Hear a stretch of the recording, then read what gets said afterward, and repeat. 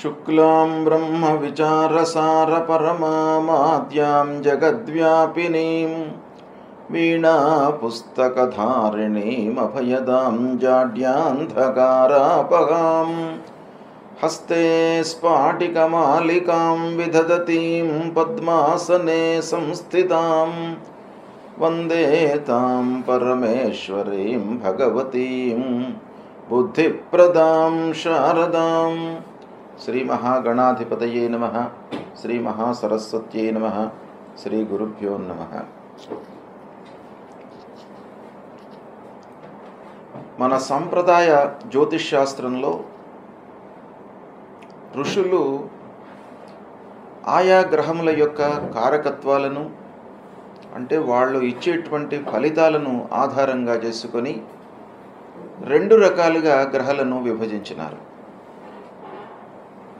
ఒకటి శుభగ్రహాలు అని, రెండవది పాపగ్రహాలు అని, లేదా క్రూరగ్రహాలు, సౌమ్యగ్రహాలు అనేటువంటి విభాజన చేసినారు ఋషులు. అయితే క్రూర భాను తమ శని ధ్వజకుజాహ అన్నారు. అంటే క్రూరగ్రహాలు సూర్యుడు, అంగారకుడు, రాహువు, కేతువు, శనీశ్వరుడు. ఈ గ్రహాలు క్రూర స్వభావాన్ని కలిగినటువంటి వాళ్ళు. అంటే వాళ్ళు ఇచ్చేటువంటి ఫలితాన్ని ఆధారంగా చేసుకొని ఆ గ్రహాలను క్రూరగ్రహాలు, పాపగ్రహాలుగా విభజించినారు. అదేవిధంగా శుక్రార్య సౌమ్యేందవ, శుక్రుడు, గురువు, బుధుడు, చంద్రుడు ఈ గ్రహాలు సౌమ్య గ్రహాలు. అంటే వాళ్ళు ఇచ్చేటువంటి ఫలితాలు కూడాను సౌమ్యంగా ఉంటాయి, మనకు శుభప్రదంగా ఉంటాయి. అయితే ఈ క్రూరగ్రహాలు ఇచ్చేటువంటి ఫలితాలు మనకు కొంత ఇబ్బందికరంగా ఉంటాయి. కాబట్టి క్రూరగ్రహాల లోపల కూడాను శనీశ్వరుడు ఎక్కువ రోజులు ఉండేటువంటి గ్రహము. 2.5 సంవత్సరాలు ఒక గ్రహంలో ఉంటాడు. అదేవిధంగా 1.5 సంవత్సరాలు రాహువు ఒక రాశి లోపల ఉంటాడు. అంటే శని తర్వాత మనకు రాహు యొక్క ప్రాధాన్యత అత్యంత కీలకమైనటువంటి పాత్రను పోషిస్తోంది ఫలితాలలో. కాబట్టి రాహు యొక్క సంచారము, రాహు ఏ విధంగా ఏ నక్షత్రాలలో ఏ రాశిలో సంచరిస్తున్నాడు, ఎప్పుడు రాశి మారుతున్నాడు, తదనుగుణంగా 12 రాశుల వారికి ఎలాంటి ఫలితాలు ఉంటాయి అనేటువంటిది చాలా ముఖ్యమైనటువంటి విషయం. రాహువు చాలా విషయాలపై ప్రభావాన్ని చూపిస్తాడు. ముఖ్యంగా రాహువు ఎంత ప్రతికూలమైనటువంటి ఫలితాలను చూపిస్తాడో అంత అనుకూలమైనటువంటి ఫలితాలను కూడాను ఆ జాతకుడికి ఇస్తూ ఉంటాడు. ఆ రాహువు ఉన్నటువంటి ఆ రాశి, ఆ రాశ్యాధిపతి, ఆ రాశిని చూస్తున్నటువంటి గ్రహాలు, ఆ రాహువుతో యుక్తమై ఉన్నటువంటి గ్రహాల యొక్క కారకత్వాలు, సహజ లక్షణాలను బట్టి రాహువు జాతకునికి లక్షణాలు ఇస్తూ ఉంటాడు. అందులో భాగంగా ఈ సంవత్సరము రాహువు 18 మే 2025 నుండి రాశి మారుతున్నాడు. 18 మే 2025 రోజున మీనరాశిలో నుండి కుంభరాశిలోకి ప్రవేశిస్తున్నాడు. అన్ని గ్రహాలు కూడాను సవ్యంగా ప్రయాణం చేస్తూ ఉంటాయి. రాహువు, కేతువులు మట్టుకు అపసవ్య దిశలో ప్రయాణం చేస్తూ ఉంటాయి. కాబట్టి రాహువు మీనరాశి నుండి కుంభరాశిలోకి ప్రవేశిస్తున్నాడు. ఇంతవరకు శని, రాహువు కలిసి మీనరాశిలో ఉన్నారు. ఆ శని నుండి రాహువు విడిపోతున్నాడు. ఇప్పుడు రాహువు కుంభరాశిలోకి ప్రవేశిస్తున్నాడు. కుంభరాశి శని అధిపతి కలిగినటువంటి రాశి. అంటే కుంభరాశికి శని అధిష్టాన దేవత. అలాంటి రాశిలోకి రాహువు ప్రయాణిస్తున్నాడు, రాహువు ప్రవేశిస్తున్నాడు.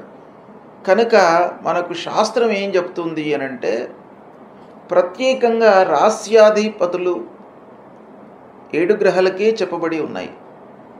సింహరాశికి, కర్కాటక రాశికి, ఇలా అన్ని రాశులకు సూర్యుణ్ణి మొదలుకొని శనేశ్వరుడి వరకే రాస్యాధిపతులు చెప్పబడి ఉన్నాయి.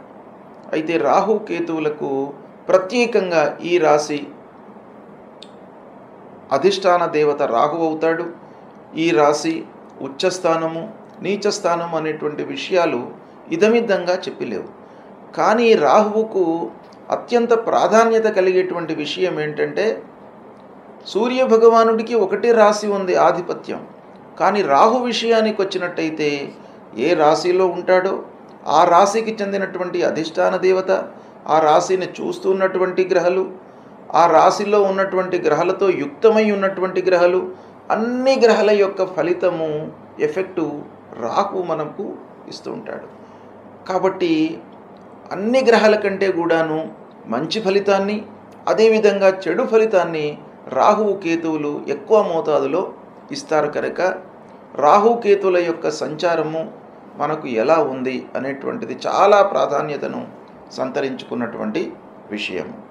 కనుక రాహుకేతువుల యొక్క సంచారం మూలకంగా 12 రాశుల వారికి ఈ సంవత్సరము ఫలితాలు ఎలా ఉంటాయి అనేటువంటి విషయాన్ని తెలుసుకుందాం.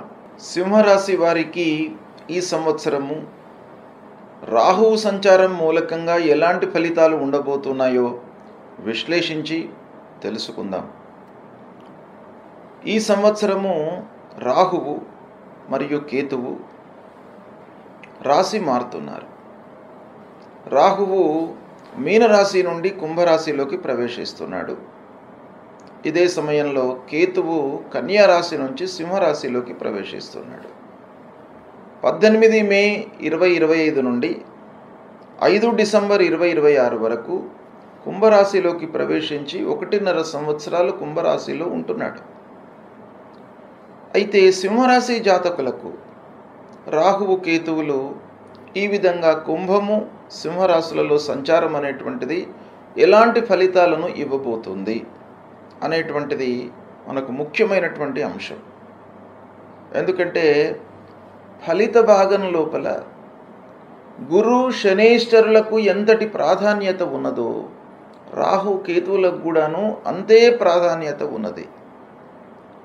చాలా విషయాలలో ఒక భయము, భ్రాంతి, ఆందోళన ఇవన్నీ క్రియేట్ చేసేటువంటి గ్రహము రాహువు. కాబట్టి రాహువు మనకు కొంత ధైర్యాన్ని ఇవ్వడానికి మంచి స్థానాలలో సంచరించాలి. అయితే ఈ సంవత్సరము సింహరాశి వారికి 18 మే నుండి 5 డిసెంబర్ 2026 వరకు 7వ స్థానంలో సంచరిస్తున్నాడు. ఈ 7వ స్థానంలో సంచరించడము కొంత ఇబ్బందిని క్రియేట్ చేస్తుంది. 7వ స్థానం ముఖ్యంగా మన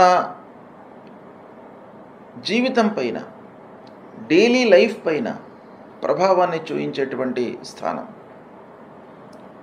అంటే ఈ 7వ స్థానంలో సంచరిస్తున్నటువంటి సమయంలో వ్యాపారస్తులు కొంత జాగ్రత్తలు తీసుకోవాలి. వ్యాపారము చేతిలో ఉన్నటువంటి వ్యాపారానికి ఏమీ ఇబ్బంది ఉండదు. అందులో కూడాను ఏవైనా నిర్ణయాలు తీసుకునేటప్పుడు, ఆర్థికపరమైనటువంటి ఒప్పందాలు చేసుకునేటప్పుడు కొంత జాగ్రత్త పడాలి. పార్ట్నర్స్తో మీకు డిస్ప్యూట్స్ వచ్చేటువంటి అవకాశాలు ఉంటాయి 7వ స్థానంలో సంచరిస్తున్నప్పుడు. కాబట్టి పార్ట్నర్స్ను కానీ దగ్గరి వాళ్ళని కానీ ఇగ్నోర్ చేయకుండా మీరు ముందుకు వెళ్ళడం మంచిది. భార్యాభర్తల మధ్యన చిన్నటువంటి అగాధము, అంటే చిన్న డిస్ప్యూట్స్, చిన్న మాటనే అది ఒక పెద్ద అగాధంగా మారేటువంటి అవకాశాలు ఉంటాయి. కాబట్టి డీప్ డిస్కషన్స్లోకి వెళ్లకుండా భార్యాభర్తలు ఈ 1.5 సంవత్సరాలు కొంత జాగ్రత్తగా ఉండడం మంచిది. ఎందుకంటే భార్యాభర్తల మధ్యన అన్యోన్యత ఉన్నట్టయితే బయట ప్రపంచాన్ని జయించడానికి అవకాశాలు బాగా ఉంటాయి. ఇంటి వాతావరణము సంతోషంగా ఉండాలి. అప్పుడే బయట అద్భుతాలను సృష్టించేటువంటి అవకాశాలు ఉంటాయి. ఇంటిలో మనకు ఇబ్బందులు ఉన్నాయనుకోండి, బయట కూడాను మనం చికాకుతో, ఒక చింతతో మనం పనులు చేస్తూ ఉంటాం. కాబట్టి అలాంటి మనస్తత్వాన్ని ఈ 7వ స్థానంలో సంచరిస్తున్నప్పుడు రాహు కల్పిస్తాడు. కాబట్టి మన వైపు నుంచి కొన్ని విషయాలలో మనం రెక్టిఫై చేసుకోవాలి. ఇకపోతే నిర్ణయాలు తీసుకోవడంలో మీరు ఆలస్యం చేస్తారు. నిర్ణయము సమయానుకూలంగా ఉండాలి ఎప్పుడైనా కూడాను. ఎప్పుడో నిర్ణయం తీసుకుంటాను అని అంటే లాభం లేదు. మంచి నిర్ణయమే తీసుకోవాలి, ఆలోచించాలి. అన్ని విధాలుగా ఆ విషయం గురించి మనము తెలుసుకున్న తర్వాతనే నిర్ణయాలు తీసుకోవాలి. ఆ నిర్ణయం కూడాను సమయానుకూలంగా తీసుకోవాలి. అంటే ఏ సమయంలో మనం ఏ నిర్ణయం తీసుకోవడం అనేటువంటి దాని ఫలితంపై రిఫ్లెక్ట్ అవుతుంది. కాబట్టి ఈ రాహువు సప్తమ స్థానంలో ఉన్నప్పుడు మీకు కాలయాపనను చేస్తాడు. అంటే మీకు సందిగ్ధతను క్రియేట్ చేస్తాడు. సమయంలో మీరు డిసిషన్స్ తీసుకోకుండా మిమ్మల్ని ఇబ్బంది పెడతాడు. కాబట్టి ఇలాంటి ఫలితాలు రాహు మూలకంగా ఉండబోతున్నాయి. తద్వారా ఏమవుతుంది, మనకు ఫెయిల్యూర్స్, అపజయాలు ఎక్కువగా సంతరించేటువంటి అవకాశాలు ఉంటాయి. సమయానికి మనం నిర్ణయాలు తీసుకోలేదనుకోండి, ఆ పని పూర్తి కాదు. పూర్తి కానట్టయితే మనకి రావాల్సినటువంటి డబ్బు రాదు, రావాల్సినటువంటి పేరు రాదు, పేరు ప్రతిష్టలకు కూడాను భంగం వాటిల్లుతుంది. ఇలా ఇండైరెక్ట్గా మనం నిర్ణయాలు తీసుకోవడము అనేటువంటి దానిపైన ఎన్నో విషయాలు ఆధారపడి ఉంటాయి. కాబట్టి సమయస్ఫూర్తితో నిర్ణయాలు తీసుకోవడం అనేటువంటిది ఇక్కడ రాహు మూలకంగా కొంత ఎఫెక్ట్ అవుతుంది ఈ సమయంలో. కాబట్టి దాన్ని జాగ్రత్తగా తీసుకోవాలి. బంధువులతో, స్నేహితులతో వైషమ్యాలు, ఫ్రీక్వెంట్గా డిస్ప్యూట్స్ వచ్చే అవకాశాలు ఉంటాయి. కాబట్టి జాగ్రత్తగా ఉండాలి. ఇక వాదోపవాదాలకు, అనవసరమైనటువంటి వాదనలకు మీరు తావివ్వకుండా ఉండడము చాలా అవసరము. ముఖ్యంగా విద్యార్థులు తోటి విద్యార్థులతో అనవసరమైన డిస్కషన్స్ పెట్టుకోకండి. మీరు విద్యపై, మీ చదువుపై మనస్సు నిలపండి. అది సక్సెస్కు దారితీస్తుంది. అనవసరమైనటువంటి డిస్ప్యూట్స్తో ఏమవుతుంది, మనకి కాలయాపన, వృధా కాలము గడుస్తుంది కానీ ఫలితం ఏమీ ఉండదు. కాబట్టి అటువంటి వాటిపైన మీరు మనసు నిలపకుండా చదువుపైన మనసు నిలపండి. ఉద్యోగ ప్రయత్నాలలో ఉన్నటువంటి వాళ్ళు కంటిన్యూస్గా ఉద్యోగ ప్రయత్నాలు చేస్తూ ఉండాలి. ఎందుకంటే మనకి లేట్ అయ్యే అవకాశాలు ఉంటాయి. కాబట్టి మీరు ఇగ్నోర్ చేయకుండా, ఇవాళ వెళ్ళాను పని కాలేదు అనేటువంటి అధైర్యం రాకుండా కంటిన్యూస్గా మీరు ప్రయత్నం చేస్తూ ఉండాలి. అప్పుడు మీకు ఫలితం అనేటువంటిది తొందరగా మీకు అందేటువంటి అవకాశాలు ఉంటాయి. ఇక ఇదే సమయంలో కేతువు జన్మస్థానంలో సంచరిస్తున్నాడు. జన్మస్థానంలో కేతువు సంచరించడము ముఖ్యంగా మనకేంటంటే ఆరోగ్యపరమైనటువంటి సమస్యలు, అనవసరమైనటువంటి ఆలోచనలు, శారీరక శ్రమ, అలసట, వీటిపైన ఎక్కువ ప్రభావాన్ని చూపిస్తాడు. కనుక ఈ కేతు మూలకంగా కూడాను దగ్గరి వాళ్ళు ఎవరైతే ఉన్నారో, మనతో ఇన్ని రోజులు క్లోజ్గా మూవ్ అయినటువంటి వ్యక్తుల మూలకంగా శత్రుత్వము పొందేటువంటి అవకాశాలు ఉంటాయి ఈ సమయంలో. కాబట్టి వాళ్లను మీరు కొంచెం జాగ్రత్తగా, మనకు ఎవరైతే దగ్గరగా ఉంటున్నారో, ఎవరైతే మనకు మార్గనిర్దేశన చేస్తున్నారో వాళ్లతో మీరు కొంత జాగ్రత్తగా ఉండాలి. వాళ్లతో మీకు ఇబ్బందులు తలెత్తేటువంటి అవకాశాలు ఉన్నాయి. ఇక ప్రారంభించినటువంటి పనులలో ఆటంకాలు కేతు మూలకంగా సంభవిస్తాయి. తర్వాత సహాయ సహకారాలు తగ్గుదల, దగ్గర వాళ్ళ మూలకంగా కొట్లాటలే ఉంటాయి కానీ సహాయ సహకారాలు మీకు ఉండవు. మానసికమైనటువంటి ఇబ్బందులకు లోనవుతారు. ప్రయాణాల మూలకంగా అనారోగ్యము, ఖర్చులు, ఇవన్నీ కూడాను ఉండేటువంటి అవకాశాలు ఉన్నాయి. రాహు కేతువులు ప్రతికూలంగా ఉన్నారు. తర్వాత అష్టమ స్థానంలో శని కూడాను సంచరిస్తున్నాడు సింహరాశి వారికి. కాబట్టి కొంత జాగ్రత్తలు మట్టుకు తీసుకోవాలి. రాహు కేతువుల యొక్క ప్రాబల్యం మూలకంగా మీకు అధైర్యం కలిగేటువంటి అవకాశాలు ఉంటాయి. కాబట్టి మీ వైపు నుంచి అధైర్యానికి లోను కాకుండా ఎఫర్ట్స్ పెట్టండి.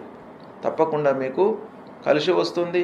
కొంతలో కొంతనైనా కూడాను అష్టమ శని ప్రభావము ఉన్నప్పటికీ ఈ రాహు సప్తమంలో జన్మస్థానంలో సంచరించడం మూలకంగా కొన్ని కార్నర్స్లో మీరు మంచి ఫలితాలను పొందే అవకాశం ఉంటుంది. కొన్ని విషయాలలో రెక్టిఫై చేసుకోవడానికి అనుకూలంగా మీ చేతిలో ఉంటుంది. కాబట్టి దాన్ని మీరు రెక్టిఫై చేసుకోవడానికి ప్రయత్నం చేయండి. శుభ ఫలితాలను పొందుతారు. రాహువు కేతువులు ప్రతికూలంగా సంచరిస్తున్నప్పుడు మనము తప్పకుండా భగవంతుడి యొక్క అనుగ్రహం కొరకై పరిహారాలను చేసుకోవాలి.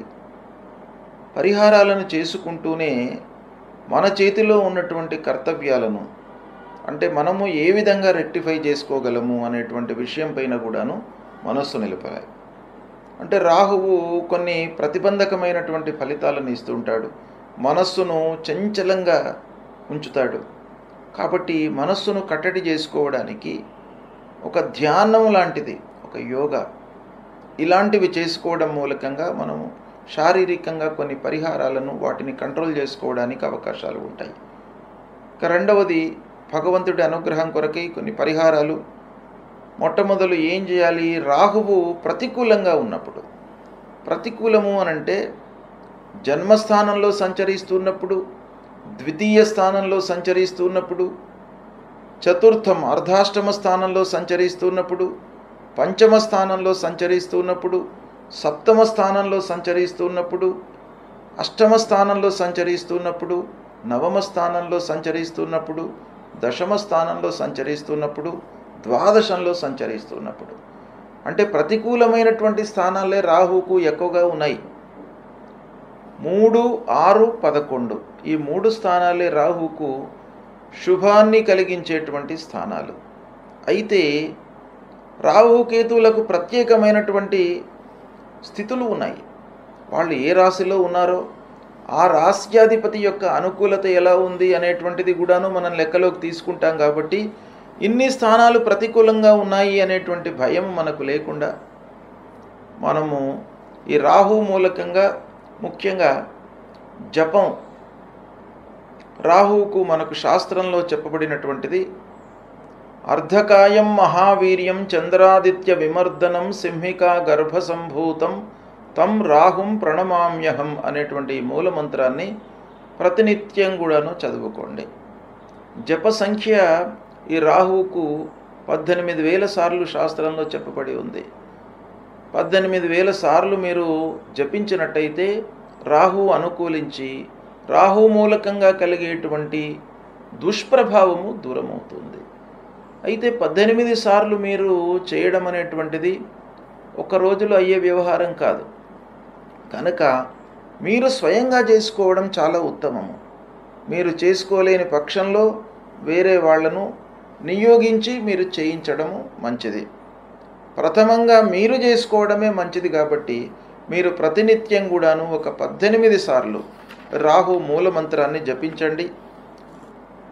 తర్వాత మినుములు దానం ఇవ్వండి. మినుములను దానం ఇచ్చినట్టయితే ఈ రాహువు ప్రీతి చెందుతాడు. గోమేధికం ధరించండి.